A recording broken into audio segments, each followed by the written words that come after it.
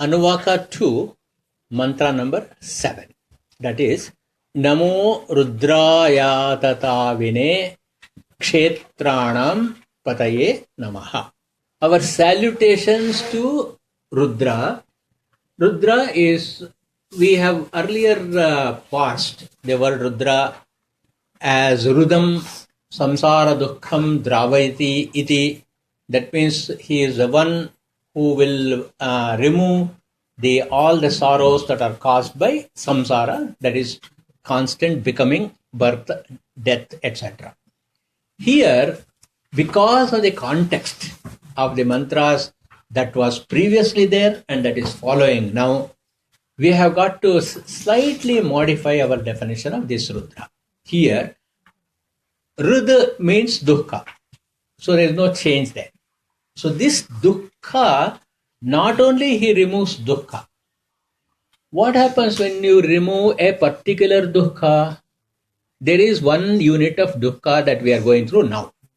And then that dukkha is removed. What guarantee is there that the next time another dukkha will not come?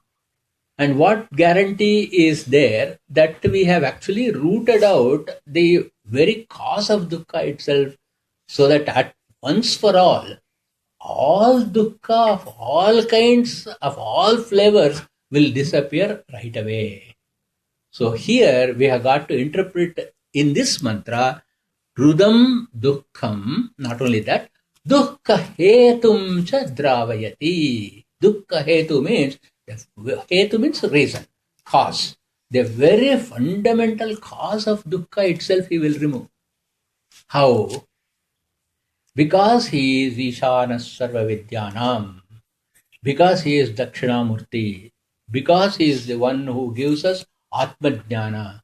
By giving Atmajnana and completely removing the avidya at the root, as soon as avidya is removed, there is no ragadvesha, there is no abhinivesha, and there is no dukkha whatsoever. Because you will have understood the separation of the body, which is subject to jara, marana, janma, mrityu, bhaya. All these things are centered at the body. All of them will be completely removed, and dukkha hetu itself will go away. What is the basic dukkha hetu? What is the most lethal disease? Which is the real terminal disease? The real terminal disease is birth only. Birth is the terminal disease. So we misunderstand that certain diseases that come in our life are terminal diseases. The very fact that we are born, we are destined to die, and therefore he will remove birth itself by giving us the complete liberation. The reason for taking birth is not there. In other words, even if we take a birth next time, it is going to be an avatara and it is not going to be a janma. So the next birth is going to be a Shankara, a Ramanuja, a person of that caliber only. Only for the sake of Loka Kalyana they will take birth, and then they will use the medium of body. So that is the meaning of Rudra here. So cause of sorrow itself he will remove. What is the authority for me to interpret this meaning here? It is because if you see in the last two mantras we have done the Anusandhana that Shiva is the Guru. So what is the role of the Guru? Gukaras Tandhakarascha Rukaras Tannivarakaha. The Andhakara or the darkness of ignorance he is the one he removes, so that we have to interpret here Rudra as the one who is the remover of the cause of sorrow. And then we also defined earlier that Rudra is the one who will make us cry. So by removing at the root, he will not even make us cry. So he is the one who makes us cry. He is the one who consoles us. And all these activities will be put at rest because he gives us jnana. Again, I am justified in giving this interpretation of Rudra here because of the next epithet that is used, Atatavine, Namo Rudraya Atatavine.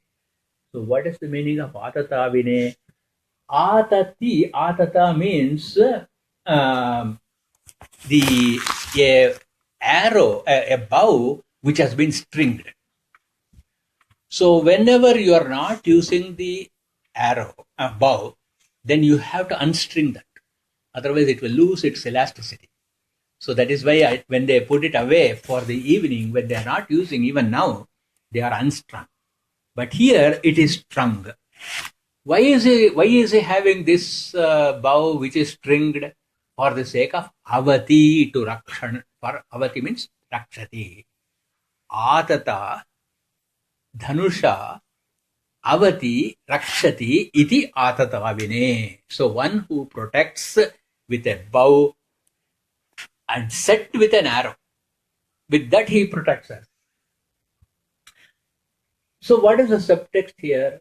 For a devotee of Shiva, he has the urgency and the readiness and the alacrity to come and protect us.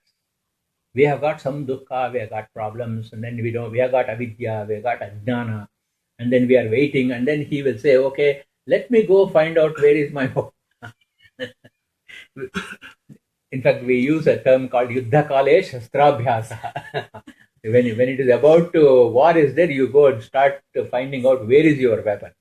Our children do that all the time. When they have to do homework, where is the pencil, where is the book?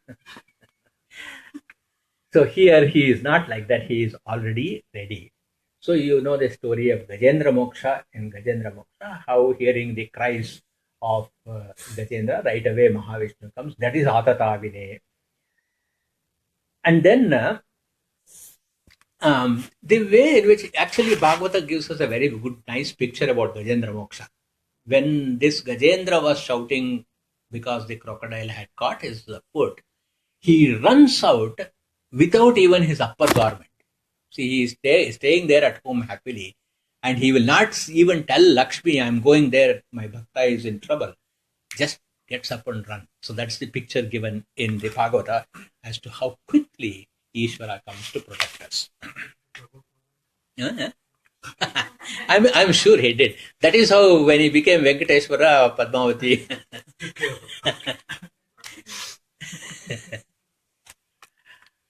Or goes to India.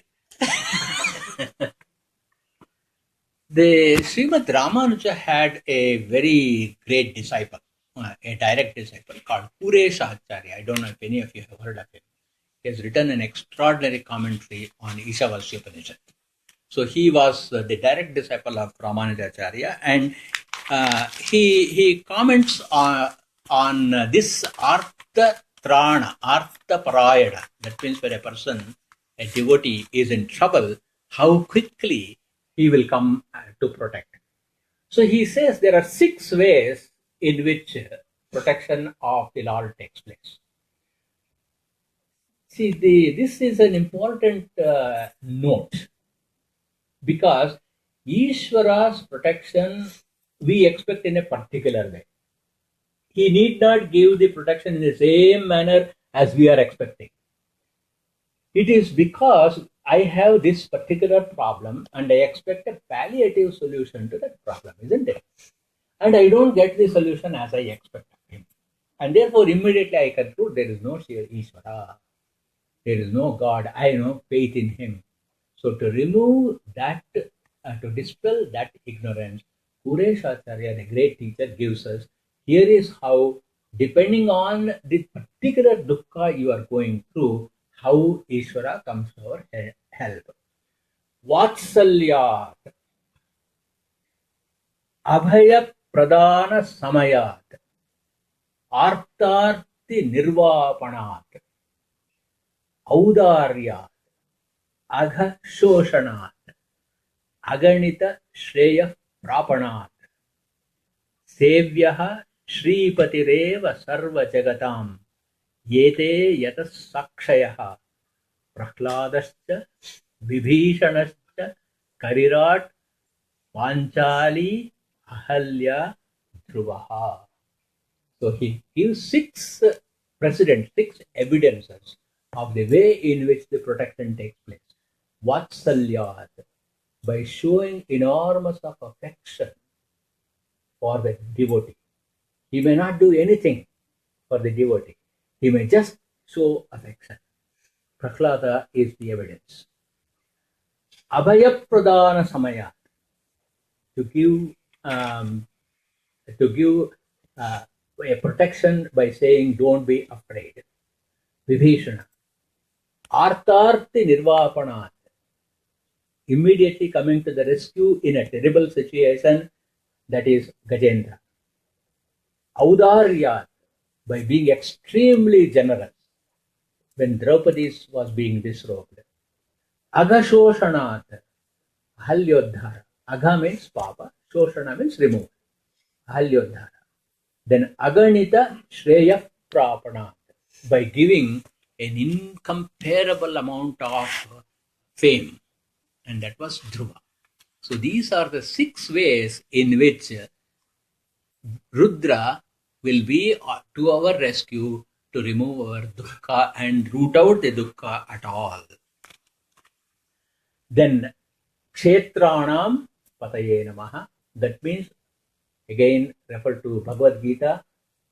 Each one of our individual person is a Kshetra. He is a Kshetrajna from the Brahman, from Brahma down to the smallest creature. So he is the, because of him, as he is the Kshetranam Patihi, in every Kshetra, all the beings are alive. So this again is, he keeps us alive as Kshetrapati only for the sake of acquiring jnana, so that we can remove dukkha, and therefore he is not even far away. He is not like he is in Vaikunta and then he has to take some time to get here. He is actually right there residing within us. And this is how he gives us sukha dukkha only according to prarabdha karma, and that sukha dukkha we get for prarabdha karma also is to make us mature. The Japalopanishad talks about this. If anybody has closely watched at the time when a person is dying, just at the time of dying, immediately it looks as though the person has improved and everything is fine. You will suddenly see a spurt of energy, a spurt of tejas, and they're looking very good. Actually, that is an indication that the last minute has come. So for that, the Japalopanishad gives a explanation. Atrahi jantoho praneshu utkramaneshu.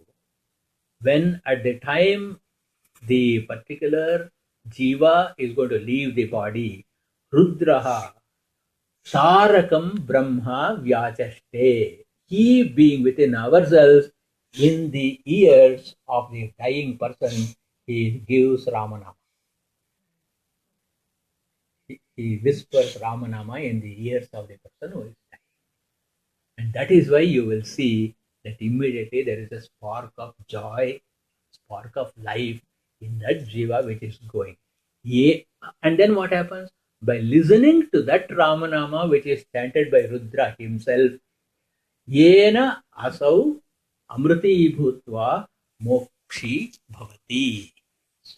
So if there is a devoted person, and at pranotkamana time, he will remove dukkha all completely and he roots it out. So much is there in this beautiful mantra. Next mantra. Namasutaya ahantyaya vananam pataye namaha. So we must continue to interpret these mantras in the same tone.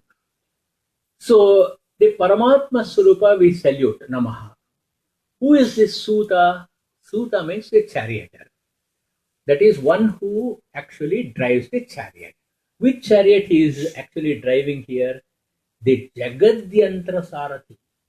He is driving the chariot of the entire creation. And then Why this Jagat Yantra Sarathi? It is because Jagat means which is always moving. This Jagat is moving because of Maya. So what is Maya? Ma means measure. That which is moving in a very measured way is Maya. And how is it this entire world, the entire cosmos is moving in such a measured way? It is because he is the one who is driving this chariot. So here, the word Sudaya is translated as one who has got prajna. Prajna is a jnana vishesha, and therefore Ishvara is prajna vishesha, very special wisdom he has got, and therefore he is called Mayavi. So whenever in Shastra you come across the term Mayavi, you should not misunderstand that as a magician. He is actually a Mayavi because he has got extraordinary prajna. Therefore, he is Sutaya Namaha, means Prajnaya Namaha actually. Ahantyaya. So, our interpreting Suta as the charioteer is also appropriate that he cannot be killed. Hanti means to be killed. Ahanti means he cannot be killed. So who is one great charioteer who could never be killed? We have Sri Krishna, to whom all kinds of weapons were thrown at him and everything he had absorbed. Similarly, Rudra is none other than the Krishna who cannot be killed at all. In Vedanta, what is it that cannot be killed? Ajo nitya shashvatoyam puranaha. It is the Atman which can never be killed. So Rudra is none other than Atman. So how is he? How can I say that he is Atman? Rudra is none other than Atman, Parabrahman. Not only because he is Suta, but also because he is Vananam Pataye Namaha. So what do we mean by Vana? Vana usually means forest. So he is the Lord of the forest. He is the everyday dictionary translation. But in this context, the way we have to interpret is Varaniyanam. Varaniya means one who is to be worshipped. Vana means worshipful. All the worshipful entities. What are all the worshipful entities? There are so many devatas, there is Guru, there is Shastra. These are all worshipful entities. Among all these worshipful entities, he is the leader of the worshipful entities.